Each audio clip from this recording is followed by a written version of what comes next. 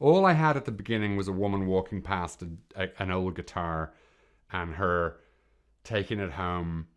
And it's a real Dublin thing. It's a poor thing, but it seems to me a thing I did a lot when I was young, which is like I couldn't walk past a skip without taking something out of it and bringing it home. And it was a mix of being a bit broke and being a student or being young or whatever, but it was also a thing of like, I can't see that being wasted. If I bring it home to my living room, I'll be a better I'll pick it up later and I'll become a guitar player. Anytime, that's my thing. Like, take it all home because maybe later on it'll be useful. It's a little bit of a hoarder. And I don't think that Flora is necessarily like a fantastic songwriter, and that would be too much of a kind of a fairy tale. Suddenly, this girl from the flats is writing these hit songs. I didn't want it to be that.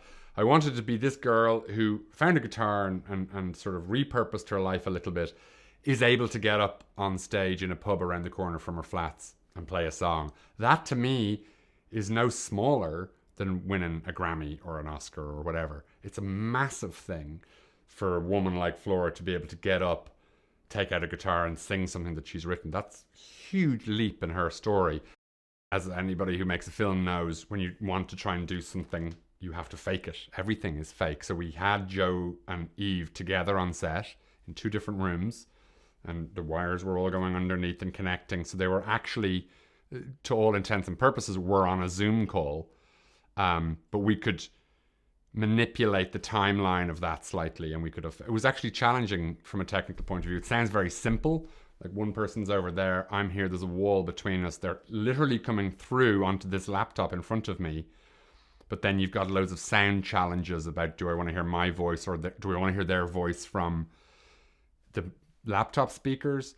So no, so you have to have a boom operator out there filming her sound and his sound here, so I can mix them when I need to hear. But I'm not going to ever cut to that other person on Zoom. It always is from Flora's perspective.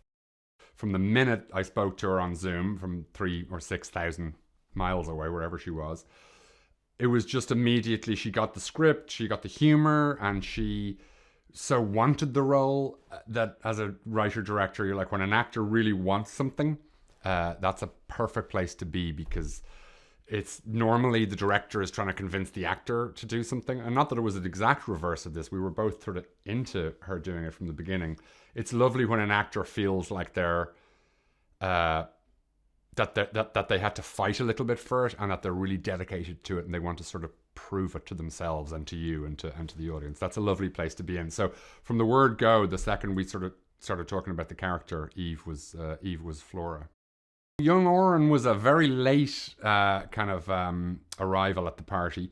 We were like a week out, 2 weeks maybe from shooting, and I was kind of not going to make the film until I found this kid, because it sort of pivots on him, doesn't it, a little bit? And he just, himself and his dad made this tape, and somehow I got it, and he was still. He wasn't. A lot of younger actors move a lot and move their heads and try and prove it and win it through moving, and he just stood. He walked onto his spot and he didn't move his. He was a bit like Spencer Tracy, but a young Dublin millennial version of Spencer Tracy.